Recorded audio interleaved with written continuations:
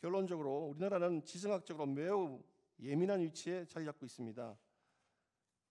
하이브리드전, 특히 정치적 영향력 확보 공작을 가장 치열히 전개하는 중국과 인접하여 있습니다.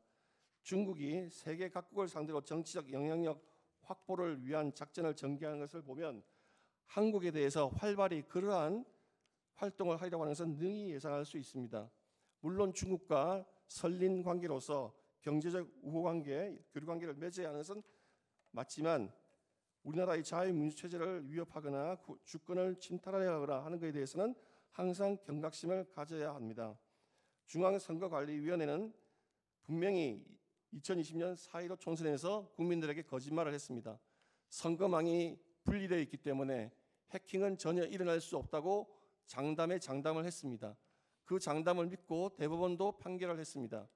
2023년 국정원 보안 점검 결과 선거관리위원회의 그 장담은 새빨간 거짓말이라는 것이 다 드러났습니다. 해커가 마음껏 주무를 수 있다는 것이 드러났습니다. 뿐만 아니라 선관위가 친중국 성향을 드러내서 홈페이지에 자유민주주의와 전혀 관계없는 자유민주주의 체제에서의 선거하고는 전혀 어울리지 않는 선거 공작, 정치 공작의 책임자인 왕후닝을 홍보하는 영상을 올리고 중국인 등 외국인을 투개표 사무원으로 종사할 수 있게 한 상태에서 선거가 온전히 치러질 수 있다고 하는 것은 그것은 연목구어라 하지 않을 수 없습니다. 그 결과 드러난 것이 도태호 변호사가 방금 밝힌 수많은 이상한 투표지와 기이한 현상들입니다. 뿐만 아니라 지금 현재 방금 보았지만 지금 우리나라 국회가 하는 입법 활동들이 중국인들의 스파이 활동을 처벌하는 간첩법 개정을 미루고 있고 오히려 중국으로의 핵심 기술, 국가 핵심 기술의 정보가 유출될 수 있는 그러한 법안들을 만들려고 하고 있으며 사드 배치에 관한 정보를 유출한 것을 문제 삼는 감사원장을 탄핵하고 있습니다.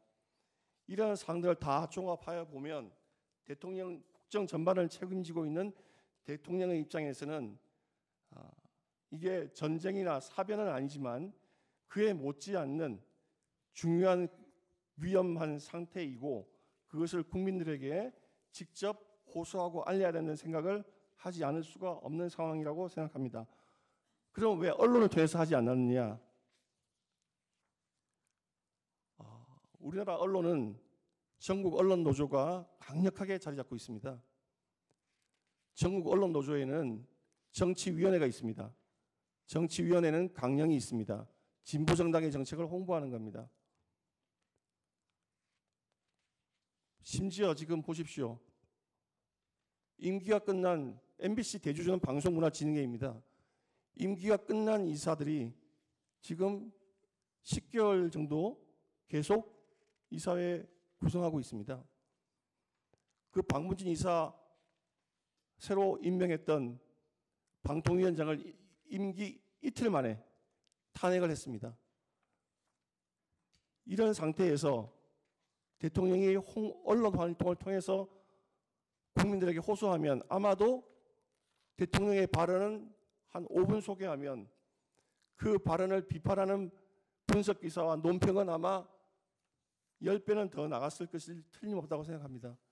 국민들에게 이 심각한 위기 상황, 우리가 인식하지 못하고 있는 이 순간에 얼마나 많은 분야에서 국익이 침해당하고 있고 국민들은 그것을 인식하지 못하고 있는 것을 자신의 위험을 걸고서라도 알려야 되겠다고 하는 대통령의 충심이었다는 것을 말씀드리겠습니다.